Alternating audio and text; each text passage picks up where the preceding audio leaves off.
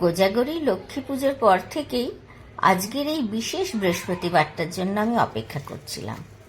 কারণ বৃহস্পতিবার ছাড়া তো মা লক্ষ্মীর ঘর নাড়তে নেই। তাই সকালে তাড়াতাড়ি উঠে সমস্ত কাজ সেরে নিয়ে, স্নান সেরে হাতে একটু বেশি সময় নিয়ে চলে এলাম ঠাকুর ঘরে। ঘরটা ভালো করে পরিষ্কার করে গুছিয়ে নিলাম। মা লক্ষ্মীকে তার পার্মানেন্ট আসনে বসালাম। ঘট এবং পুজোর অন্যান্য উপকরণও যতটা পারলাম রেডি করে নিলাম।